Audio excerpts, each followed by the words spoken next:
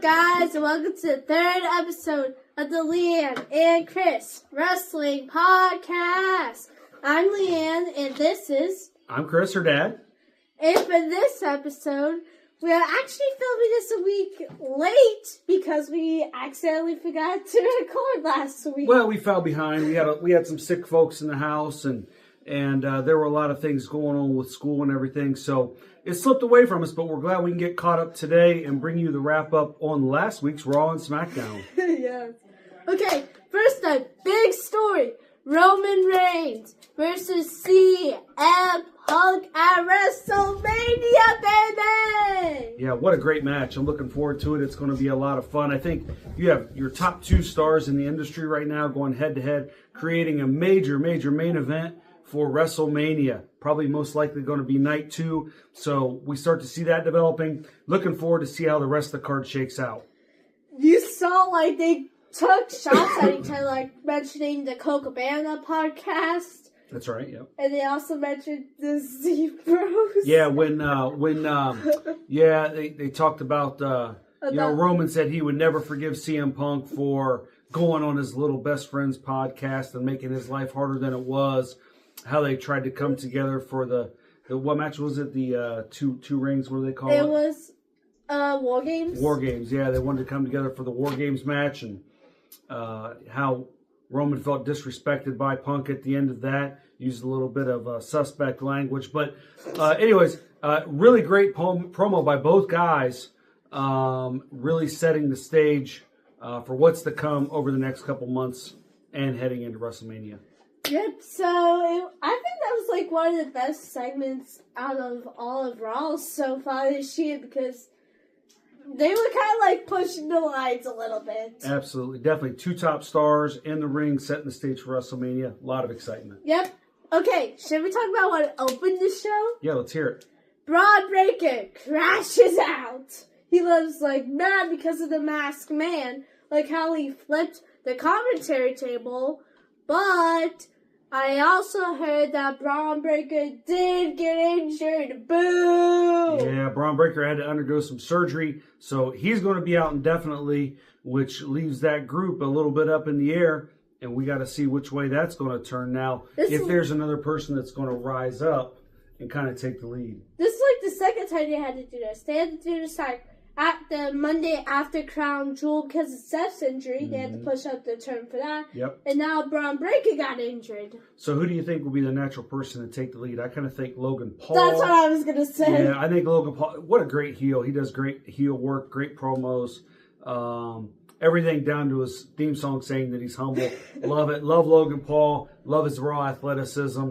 Looking forward to seeing what's next in the Vision. Yep. Should we also talk about how Adam was trying to get the Vision away, calming Braun Breaker down, but then the LA Knight just sneaked up behind him and was hitting someone, I forgot who, with a chair, which basically made him run out of the building with the Vision chasing him. That's right. So absolutely, LA Knight to the rescue.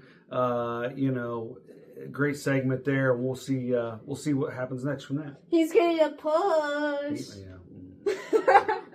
Yeah. We'll see. He's got to make it happen. At the end of the day, they can push him, but he has to get the crowd reaction. In my opinion, great pop coming down to the ring. Great theme song. Great entrance. Well, he's got the crowd behind him, though. We got to see what happens when the bell rings if they stay behind him. So we'll see, but I'm excited to find out. Okay.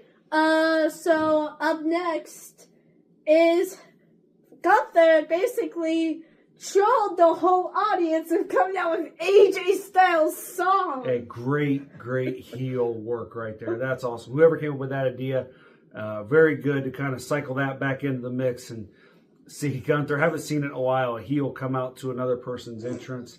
But great stuff there. Kind of put a smile on my face to see that type of heel work. So Gunther, moving on to the next one. By the way, I'm basically carrying this podcast because he did not have any time to watch Raw or SmackDown of last week. I've seen parts. I haven't seen the whole thing. That's correct. So I kind of carry a little bit. That's right. Go ahead. What's next? Okay, next is Oma Femi basically squashes the Viking Raiders. So let me get this right. Obafemi did a handicap match 2-on-1. No, so it was literally, they found out it was a tag team match, and then all of a sudden, Obafemi's music hits, and they were like, what the heck is going on? Okay. So, like, Obafemi comes out to the ring, basically squashes the Viking Raiders in, like, a minute. So, but it was a 2-on-1? Yes. Okay, so handicap match, Obafemi goes over. Feels like the start of a big push heading into WrestleMania season for Obafemi. Yeah. Yep. The next big thing, call up. We saw in Royal Rumble him having a face-to-face with Brock Lesnar. I think that'd be a pretty cool WrestleMania match. Let's get that on the card. Let's do it, WWE. Yep. Okay, so next up is Dominic returned last week. Yes. With Liv. Yes. Dirty Dom is back. That's our guy. Love seeing Dirty Dom come back with the belt. Liv won Royal Rumble. And she's called herself the greatest women's Royal Rumble winner of all time. And I'm sure she's right. So if you watch long enough, you'll figure it out. I love heels. Heel work is my thing. I love watching it. And Liv has done a fantastic job. Dom has done a fantastic job. It's a great pairing. Excited to see where it's going to go from here. So, should we talk about the Raquel and Stephanie Vodka Philly street fight? Let's talk about it. That match was good. They had some good spots, and it was a good and heavy match. But there was one downside I did not like. What's that? Steph rebelled her theme. What does that mean? They changed her theme song. It's poop. So they changed her theme song? Yeah, it's poop. Whose song did they change? That care. They did? It's not good. Not good? Not good. Okay. Leanne says it's not good. I'll have to watch and see what I think. It's not good. Okay. All right. Very good. Moving on. So, what we got? We gotta talk about the street fight. Well, tell me about it. That's what we're moving to. Okay, so the street fight. So it's a hard fought match. And I gotta give props to Raquel because they did some crazy spots in this match. Well, I can tell you, Raquel's really good to have on the roster and in certain matches because her size and her strength allows them to do things in matches that maybe some of the other competitors and some of the other superstars can't do. So I'm sure that I enjoy watching Raquel, and she usually does have good matches for those reasons. Yep. So then, at the end, Raquel is able to, I think she hits her finisher. No, wait, she doesn't hit her finisher at all this match. But she, hits, Raquel with a chair for, the 1, 2, 3. But then, I forgot, Liv and Roxanne try to interfere in the match. But they don't get to interfere at all. So they basically they try to help Raquel, but they can't. And basically, Raquel loses the match. But then after the match, Liv attacks Vodka and raises the women's title at the end of the match. It's going to be interesting to see if Roxanne and Liv and Raquel can keep it together. It's always hard for heel groups to stay together. Obviously, at some point it's going to break apart. But I will be interested to see if maybe this is the start of something where Raquel's going to go on her own. I'll be very interested to see. Speaking of the Judgment Day, should we talk about Finn Balor? Sure, let's talk about him. I think he was kind of teasing a little bit of a match that we now know is happening. We'll talk about that in next week's podcast. Mm-hmm. But I think he was kind of teasing bringing back the Demon. Yeah, I think that, listen, I've said this before on the podcast. The Demon Finn Balor is the best version of Finn Balor, in my opinion. That's where he won the belt. That's where he was putting out his top stuff. That's how he won the NXT title. Absolutely. I mean, leather jacket Finn Balor's okay. But the Demon takes it to another level. If they want to go back there with his character, I think it makes him more of a contender at a championship level. Mm-hmm. And that is... Okay, Leanne, let's get to SmackDown. This week's SmackDown. Tell me about it. So this week's SmackDown. So, should we talk about how Randy Orton is the first man qualified for the Elimination Chamber? So he's the first in, okay? First into the chamber. How many time champions Randy Orton now? 14 times. He's chasing number 15. 14-time champion Randy Orton. So, of course, he's going to be an instant credibility. He's going to be a threat to win the chamber.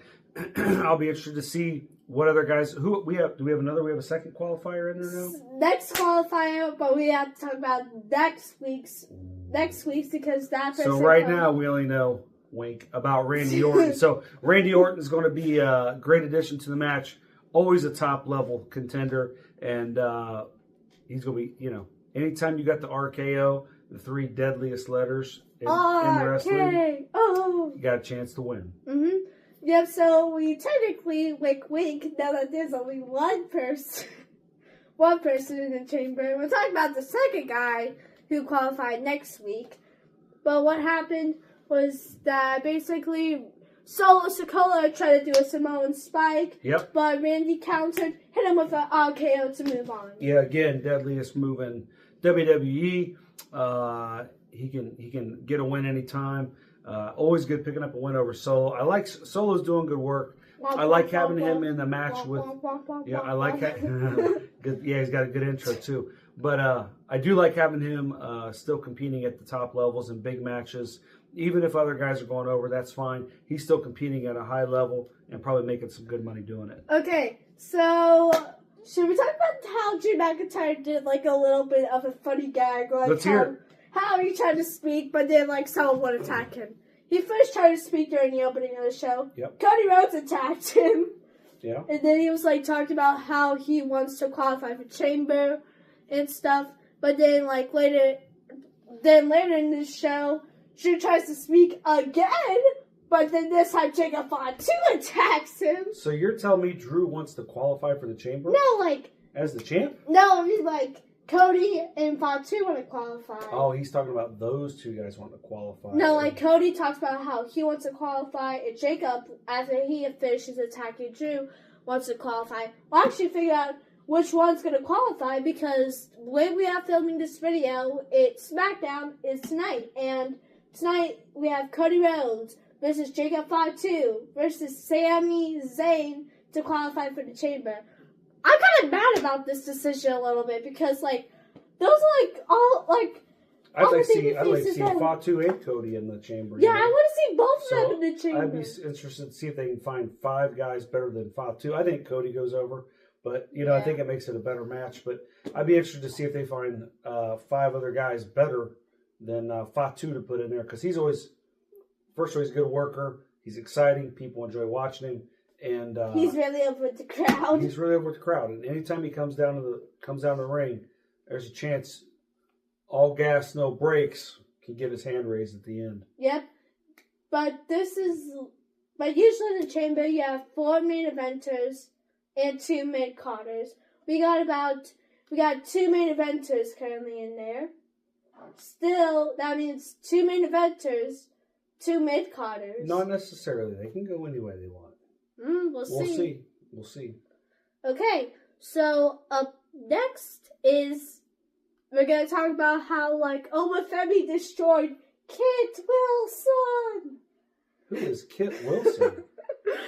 Okay, so this guy is not. Whoever Kit Wilson is probably decided it should have been destroyed. Is he a jobber? Well, we got a jobber in there. Kind of a jobber, but he's extremely over with the crowd because, I don't know what the heck happened, but, what did he be this new theme song on, the first SmackDown of the year? And, his catchphrase, Toxic? I don't know how the heck, but he's over with the crowd. Yeah, I don't know. I'm not spending the time on it. I never heard of this person. Yeah, so Omofemi, squash. Yes, he squashed him in 35 seconds. Yep. He's the Brooklyn Brawler of our day. Okay, and up next is Liv Morgan and Raquel come out, and Liv was talking about, who should she choose? Who should she choose? She's, debating. She's like, I should take my time.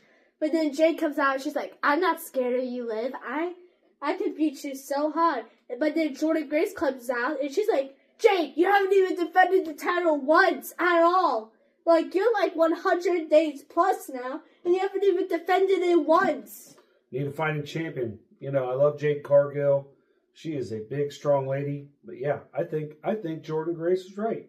Get out there and start defending that title. Be a fighting champion. Then Nick Aldis comes out, and he's like, ladies, we are making a match official right here, right now. we're gonna match Liv and Raquel Rodriguez versus Jade and Jordan Grace. Okay, how'd that play out, Leanne? Jade and Jordan Grace win. Okay. But there was a little bit. So the baby faces go over. Now, was there any tension between Liv and Raquel in the match? There was at the end of the match, but there was also tension between Jordan and Jade because they're feuding a little bit. Right. So again, we get the match in the ring. We get the baby faces to go over, but we still create a little bit of tension and move forward some storylines to next week. Again, some of these storylines are going to have to be stretched out a little bit, and I feel like this is a match that they kind of plopped in there that says, okay, what's a way that we can continue to build it this week, but not fast forward? We can kind of stretch it out. So they throw them together in the tag team. Baby faces go over. That's good for the crowd watching in the arena and at home, and build a little bit of tension and move the story forward. Mm-hmm. Okay, so after the match, backstage, we see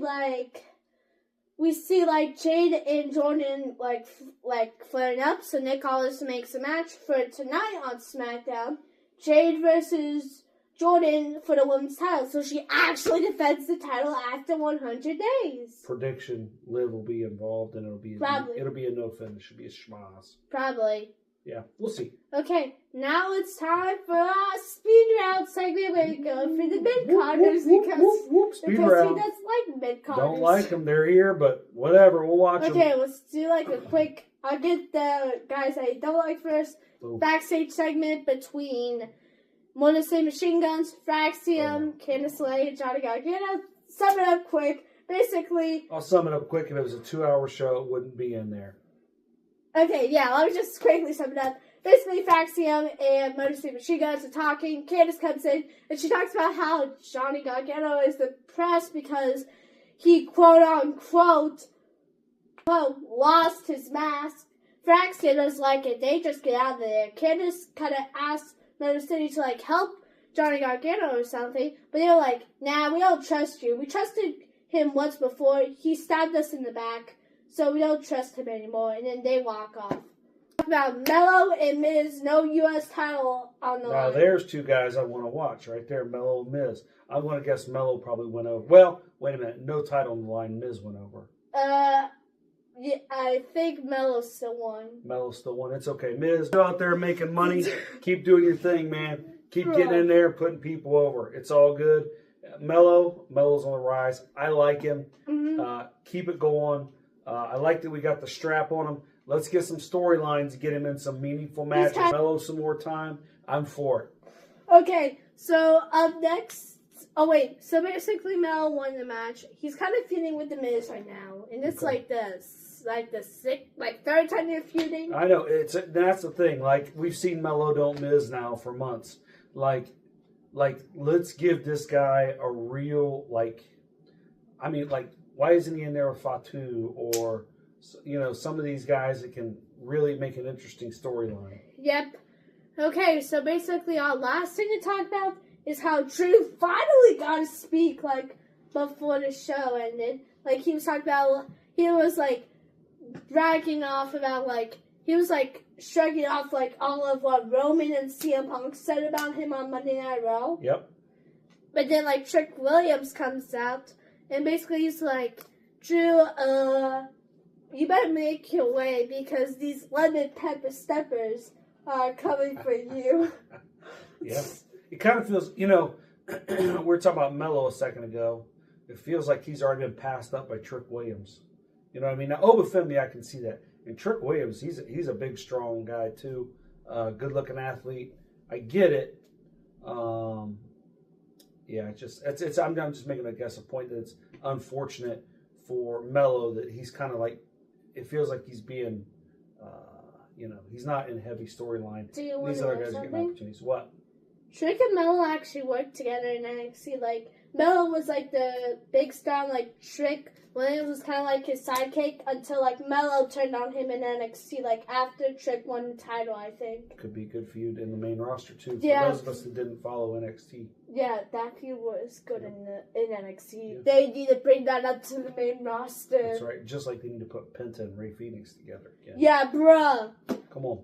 Yeah. Lucha Bros, Mexican. That would be Cero so Miedo, sick. in the ring. Like they were about to do that in AAA, but then like Penta had like that mishap with Solo during the last time. Feels like they're holding it. They're waiting to like unleash it. But it'd be cool. Go ahead. Yep. What else? And then like during Drew, he was like, "Trick, make your way because I will stuff those peppers in a place that you don't want those lemon pepper steppers to go." Where do you think that was?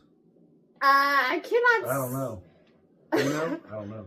Anyways, let's move on from that. Okay, what else? So that is it for this week's podcast. Okay. Shorter one this week because we don't have like anything else to mention. Yeah, I think that's it. We're looking forward to this week's recapping this week's Raw and SmackDown on the next episode, along with NXT TakeOver New Orleans. But until then, Leanne and Chris podcast. We'll see you next time. Bye.